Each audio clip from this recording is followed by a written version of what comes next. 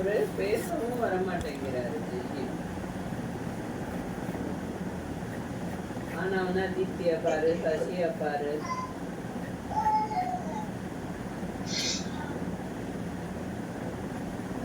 எனக்கு 123மா அலோகேஷன், உங்களுக்கு 67 மிம் அலோகேஷன். இதை தவிர ஹெல்ப் வேற இருக்கு எக்கச்சக்கமா.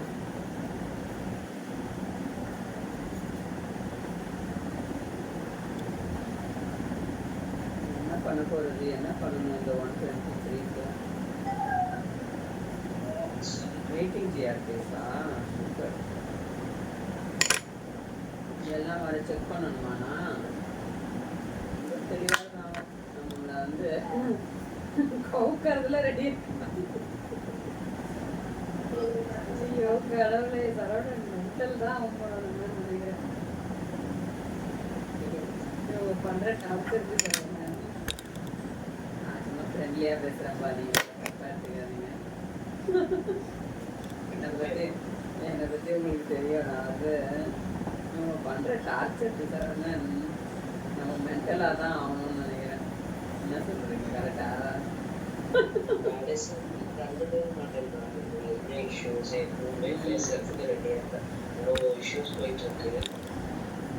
இவ்வளோ இஷ்யூக்கும் இல்லம்மா, இவ்வளோ இஷ்யூ அவர் எப்படி விடுறாரு? அவர் தான் தீப்தி தீப்தி தீப்தி தீப்தி தீப்தி சசி தீப்தி சசி தீப்தி சசி தீப்தி சசி. என்ன பண்ண முடியும்?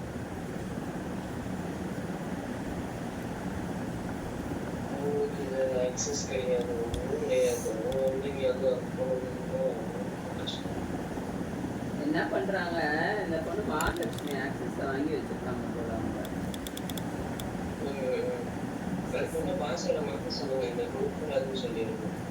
அது என்கிட்ட சொன்னா தானே. அது சொல்லவே இல்லை. அது அது என்ன தைரியமா தெரியுது? ஐயோப்பா, ஆபீஸ்க்கும் வரமாட்டேங்குது.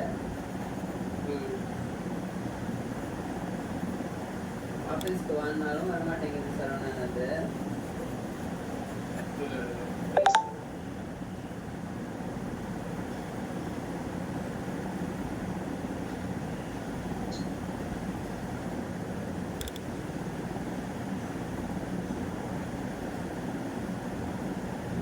அது அந்த பொண்ணு வந்து ஏற்கனவே எனக்கு சொல்லியிருக்க அசம்பிளியில் இருந்து அந்த பொண்ணு ப்ராப்ளம் ஆகிதான் அந்த பொண்ணு தூக்கி அசம்பிளியில் வீட்டுக்கு நோட்டீஸ் வந்துச்சு, ஆஃபீஸ் போகலன்னு சொல்லிட்டு. யாருமா? அது பொண்ணு அசம்பிளிலேயும் இதே மாதிரி தான் ப்ராப்ளம் ஆச்சு அப்படின்னு சொல்லி மகாலட்சுமி கிரண்மை தான் சொன்னீங்க நீங்க. மகாலட்சுமியா சொன்னீங்க?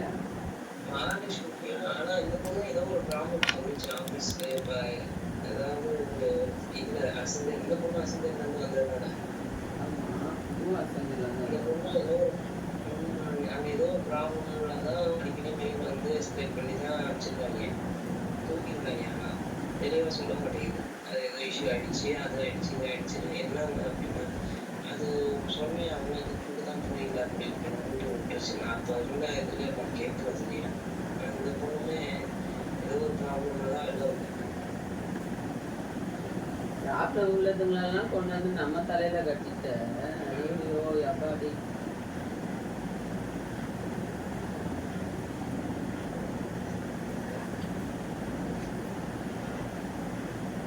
எல்லாம் awaiting GR cases. Awaiting GR போய் எனக்கு போட்டு வச்சிருக்காங்க. இவ்வளோ இது என்ன சொல்றாங்க? கேசஸ் வந்து வேலை அது வந்து பண்ண வேணாம் இருந்துச்சுன்னா அந்த பசங்களுக்கு வந்து எடுத்து விட்டாங்க. எதுமா வெயிட்டிங் கேசஸ் வந்து எல்லாம் எனக்கு தான்மா போட்டிருக்காங்க. எனக்கு தான் போட்டிருக்காங்க எல்லாத்தையும். நான் எவ்வளோ வேலை பார்க்குறேன் சார், முடியல சார் அவனால. அதாவது இவங்க பண்ணுற டார்ச்சருக்கு நான் திருப்பி ஐசி போயிடுவேன் போல இருக்கு. பண்ண முடியாமல் போயிட்டா இவங்க வந்து பார்ப்பாங்களா? என்னன்னு கூட ஒரு வார்த்தை கேட்கல தெரியுமா இந்த செயின்லாம். உண்மையில ஆனா எல்லாருக்கும் இவ்வளோ சப்போர்ட் பண்ணுவோம்.